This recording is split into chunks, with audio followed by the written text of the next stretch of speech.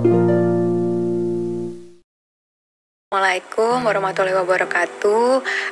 Saya bersyukur sekali lahir 26 Juli 1984. Jadi mau 37 tahun ini. Dari kecil dibesarkan dalam keluarga Kristen. Kemudian saya 2010 menikah. Kemudian sampai saat ini dikaruniai 3 anak. Nah, sekarang saya bertugas sebagai PNS di Jakarta, SD, SMP, SMA di Sekolah Katolik Mater Dei Strada Sanja di Pamulang, Tangerang Selatan. Kemudian SMA saya di Magelang, SMA Taruna Nusantara. AG-nya di Universitas Indonesia. Kemudian S2-nya di SA Unggul. Kalau apa yang terjadi dalam hidup kita tuh memang sudah tertulis dalam Lauhul Mahfuz ya. Itu saya baru tahu juga setelah kembali ke fitrah Islam ini gitu. Saya nggak pernah berpikir untuk suatu saat saya akan berubah jadi Islam. Dengan latar belakang keluarga saya seperti itu. Kemudian suami juga dari kecil sekolah Katolik ya mayoritas gitu. Kemudian dari suku juga kan nggak mayoritas adalah non muslim gitu kan. Jadi nggak pernah ada dalam pikiran saya akan sampai saat ini gitu ya. Jadi suatu hari di awal bulan Maret itu, awal pandemi, tahun lalu. Iya, itu kan kita lagi mulai digalakkan untuk pakai masker, sering cuci tangan, terus nggak boleh jabat tangan gitu ya. Entah kenapa saya berpikirnya saat itu kayak melihat wanita muslimah yang jaga wudhu, yang nggak boleh salaman gitu kan. Dulu ada beberapa teman kantor saya juga yang nggak mau salaman gitu kan sama lawan jenis. Itu saya dulu juga kayak rasanya gitu banget gitu kan dulu mikirnya. Ya terus atau ngelihat wanita yang pakai cadar gitu kan kayaknya. Terus kalaupun mereka foto atau apa itu emang kelihatan ya, atau suaminya emang nggak ketuker ya atau apa. Sampai sempat ya mohon maaf sempat bercandanya ya seperti itulah ya gitu. Tapi nggak tahu kenapa di awal pandemi itu saya malah kayak dilihatnya adalah kok kayak orang muslimah itu ya gitu ya. Kayak sekarang kita kayak dipaksa semua pakai niqab ya. kayak seolah gitu ya. Sampai berpikir bahwa ini ajaran agamanya kok baik sekali ya, saya mikir. Apalagi saya dengan latar belakang medis kan, saya mikirnya saya lihatnya bukan saya jadi awalnya itu nggak belajar doktrin ajaran Islamnya gitu. Untuk belajar juga kan takut ya. Jadi saya iseng browsing manfaat wudhu itu, saya manfaat gerakan sholat gitu. Kenapa orang pakai niqab kayak gitu-gitu. Saya lihatnya yang sederhana gitu sih gitu. Saya lihat kok secara medis ilmiah bisa dibuktikan, tapi juga ajaran agamanya masuk gitu. Berawal dari situ sih, gerakan sholat, kenapa gini, terus kenapa kakinya, jarinya harus begitu ditekan secara medis, itu semua bisa dijelaskan gitu kan. Secara ilmiah ya. Betul, nah itu saya agak mulai kok gitu. Terus habis itu sempat ada lagi pertentangan di batin gitu. Tapi doanya diulang-ulang. Saya mikir gitu kan. Doanya kan diulang-ulang. Hafalan. Kalau soalnya saya taunya kayaknya ini doanya kan diulang-ulang itu bacaannya. Itu sepengetahuan saya aja gitu kan. Terus tapi kayak ada lagi di batin yang menjawab, atau mungkin itu Allah gimana ya. Saya itu kayak dialog gitu. Saya kayak ngelihat ke langit gitu kadang. Tapi doanya kan diulang-ulang. Kadang saya gitu. Terus kayak Allah jawab, bukankah emang bumi ini berputar dengan memang semua ada hitung-hitungannya. Saya tuh pernah tahu ada zikir 100 kali, ada berapa waktu saat itu ya, waktu saya non muslim, kok doa aja dihitungin 100 kali atau berapa gitu kali. Maksud saya apa bedanya dengan kalau cuma 3 kali atau apa gitu kan. Saya sempat gitu. Terus tapi kayak di hati tuh ada yang bilang bahwa di bumi ini juga geraknya itu juga ada hitungannya semua. Coba 1 detik aja atau 1 hitungan salah aja ya berantakan gitu kan. Kayak kejawab gitu. Setiap ada saya ragu apa kejawab. Enggak lah, itu di lantai gitu kan. Sholatnya sembayangnya tuh ke lantai gitu, kayaknya kotor atau gimana gitu ya mikirnya gitu ya. Terus tapi saya mikir lagi, tapi itu kayaknya itu ya di hadapan Allah semua sama ya. Tapi waktu saya itu ngomong di hadapan Allah ya, di hadapan Tuhan kan emang semua manusia sama ya gitu kan. Derajatnya sama ya. Itu mau kaya mau miskin semua di lantai kan. Nggak bisa milih kayak mohon maaf yang sebelumnya kan saya bisa duduk di kursi yang kalau PD bisa duduk di depan mungkin. Yang ini duduk di belakang, yang di depan mungkin kursinya lebih bagus atau apa gitu. Ini nggak bisa.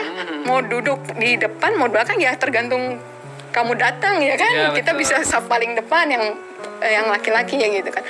Gitu sih, saya awalnya kayak gitu. Terus udah mulai tuh kegalauan muncul gitu.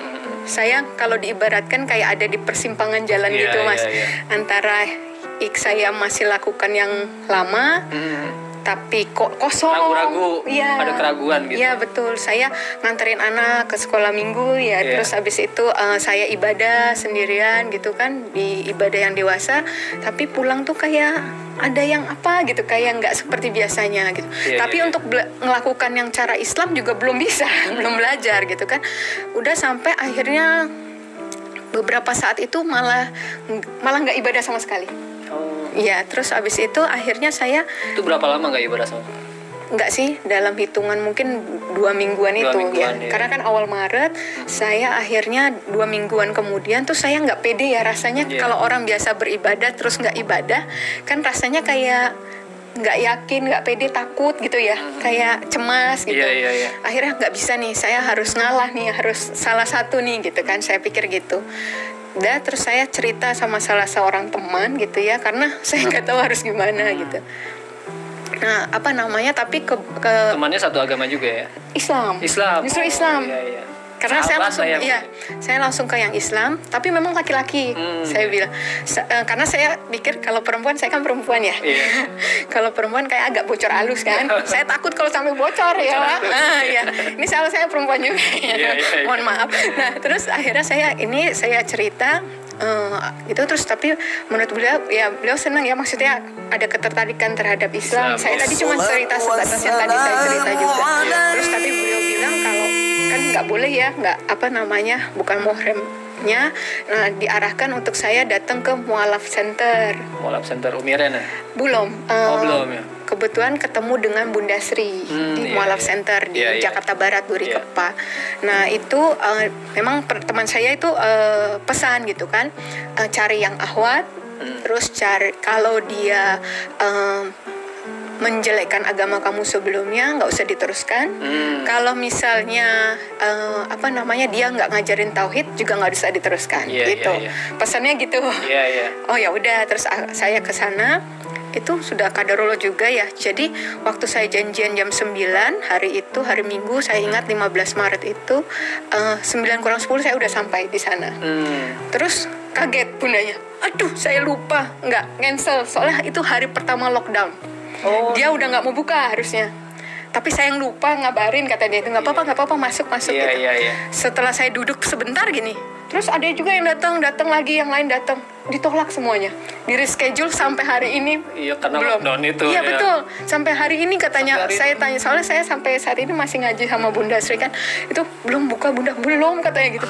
Itu udah kader dulu ya, maksudnya kalau enggak ya udah, saya sampai hari ini mungkin belum syahadat juga. Mungkin ragu lagi. Bisa betul. Udah di sana, udah dimulailah. Kenapa? Saya ceritain seperti tadi juga. Oke, terus benar yang kayak teman saya bilang, beliau nggak nanya latar belakang saya, semua nggak ada nanya apapun, langsung jelasin tauhid, rukun iman, rukun Islam. Itu sambil diceritakan itu tuh air mata nggak terasa ngalir terus ya.